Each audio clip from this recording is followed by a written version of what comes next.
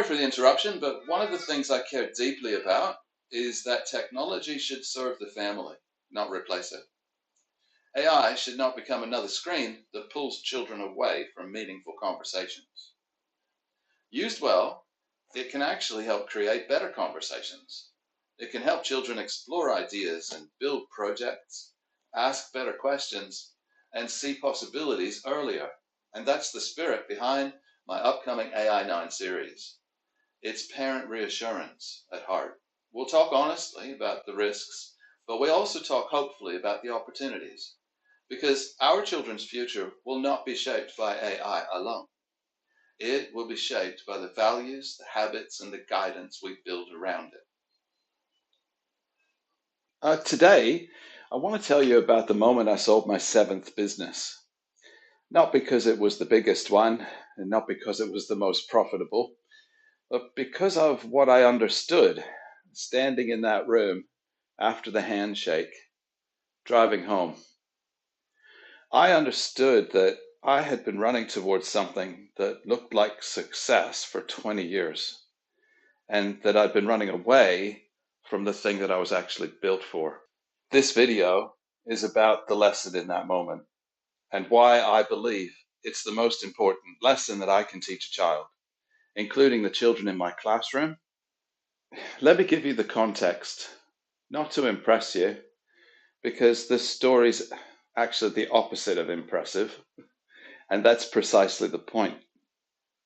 I started my first business in my early 20s, then a second and a third. I set up the first whale watching trips here in Perth in Western Australia. Over roughly 20 years, I built and sold 7 businesses. The last one I sold to the franchisee who bought the Sydney franchise. Each business was legitimate, each worked to a varying degree, and each one there was a version of me that believed the next one would be the one that justified the time and the sacrifice and the choices. It wasn't. None of them were. Not because they failed, but because success in business without alignment with your actual purpose is its own kind of failure. It just takes longer to notice. After the 7th sold, I sat with the question that I had been avoiding for all those years. What do I actually want to do? The answer was immediate, and it was obvious and slightly embarrassing in its simplicity. It isn't. I wanted to teach. My background as teenage laborer turned into marine biologist and then in business made me different to most teachers. I realized, though, I didn't know it at the time, that I was teaching in all of my businesses. Well, that grew through nearly 15 years, teaching years 2 to years 10. And since 2019, I've taught year 6, 10, 11, and 12-year-olds who run a live classroom economy and learn everything else along the way. We have a chair market that follows the daily price of a student chair that is auctioned every morning, and dividends are paid twice each term.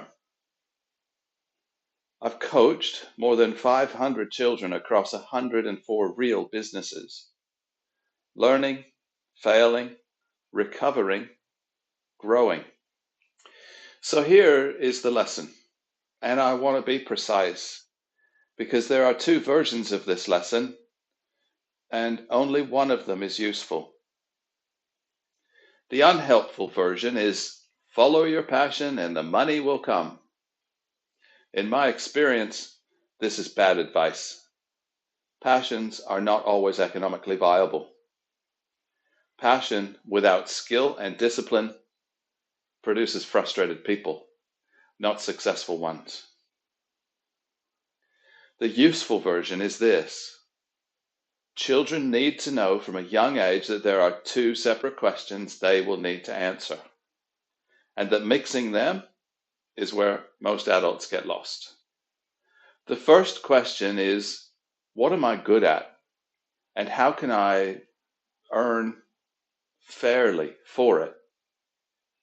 This is the economic question. It's real, it matters, and it has to be answered.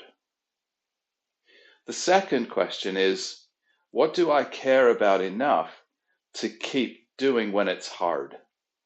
This is the purpose question. It's also real, it also matters, and it can't be outsourced to a career counselor.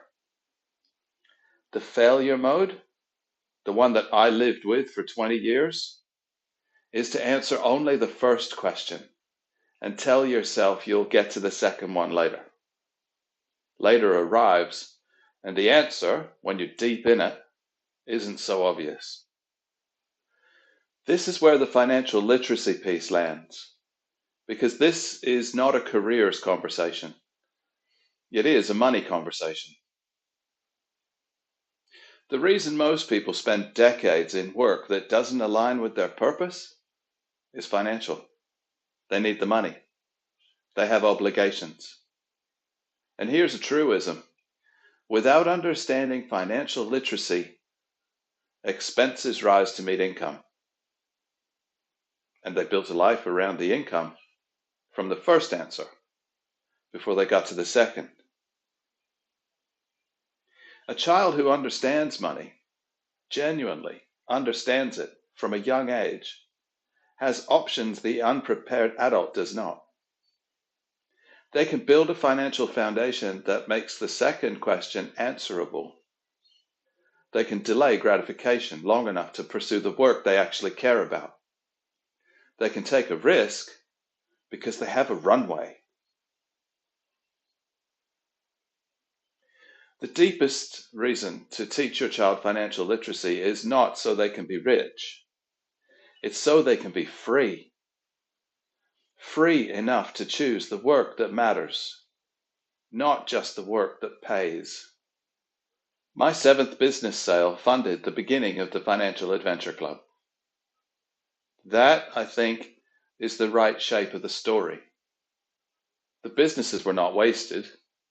They were the runway. And the lesson my children and yours need to see is not build businesses and make money. The lesson is understand money well enough that you are never trapped by it. Understand it well enough to choose. In Thursday's video, we're going to go into more of the emotional side of what I'm talking about. Here's your question. Was there a moment in your life when you'd realized that you'd been chasing the wrong version of success? I'd genuinely like to hear it. These conversations are what this community is for. Check out the Facebook community. The link is in the description.